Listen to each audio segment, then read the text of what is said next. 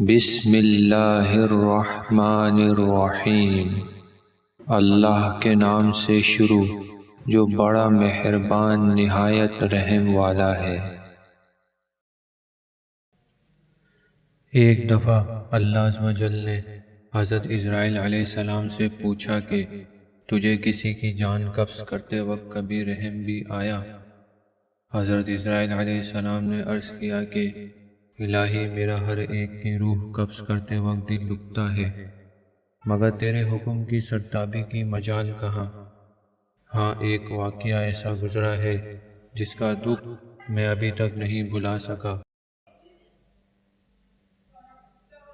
وہ غم ایسا ہے جو تنہائی میں بھی میرے ساتھ رہتا ہے۔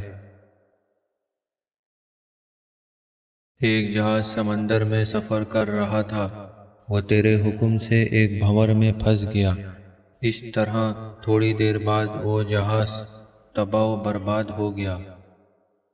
جہاز میں سوار کئی مرد و زن غرق ہو گئے۔ جو مسافر بچے ان میں ایک ماں تھی اور دوسرا اس کا نوزائیدہ بچہ، جو تباہ شدہ جہاز کے ایک تختے پر سمندر کی لہروں میں تیرے رحم و کرم پر بہے جا رہے تھے۔ تیز ہوا نے انہیں آنن فانن سینکڑوں میل دور سمندر کے کنارے پر پہنچا دیا۔ میں ماں اور بیٹے کے بچ جانے سے بہت خوش ہوا۔ اسی لمحے تیرا حکم ہوا، ماں کی روح قبض کر لو۔ میں نے مولا کریم تیرے حکم کی تعمیل کی۔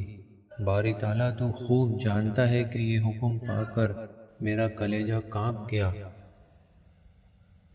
اور جب میں نے شیر خوار کو ماں سے الگ کیا تو مجھے کس قدر تکلیف پہنچی تھی، اب یاد آئی ہے تو آنکھیں آنسوؤں سے بھیگ گئی ہیں۔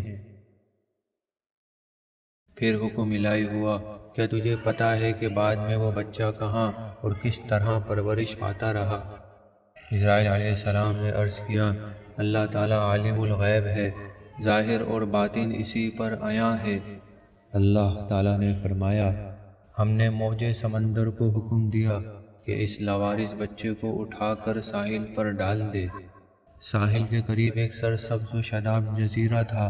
ہم نے پھولوں کو حکم دیا کہ بچے کے نیچے سیج بچھا دیں۔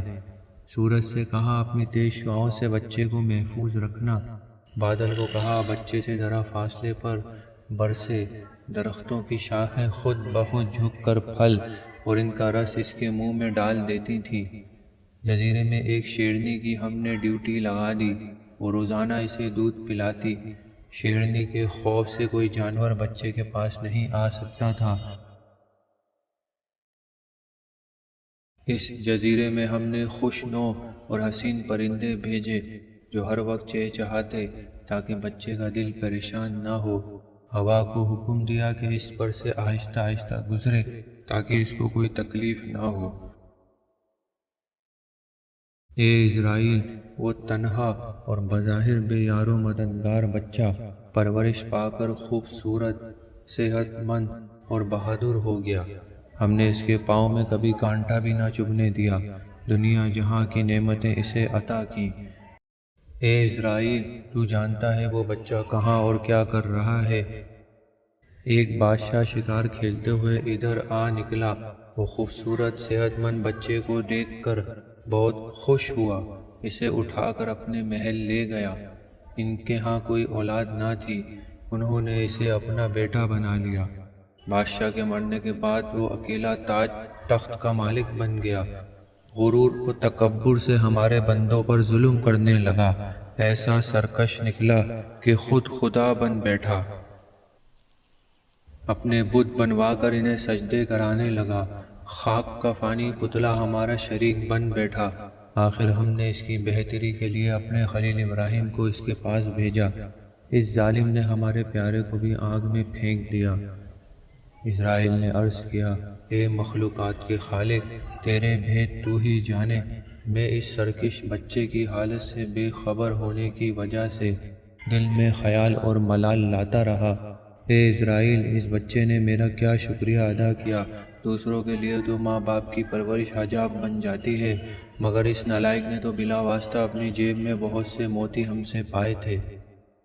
وہ بچہ نمرود بن کر اس وقت ایک بڑے ملک کا بادشاہ ہے، اور اسی نے میرے خلیل حضرت ابراہیم علیہ السلام کو آگ کے الاؤ میں جھونکا ہے، اور اب خدائی کا دعویٰ کر کے لوگوں کو میری راہ سے ہٹاتا ہے اور حکم نہ ماننے والوں کو سخت سزا دیتا ہے۔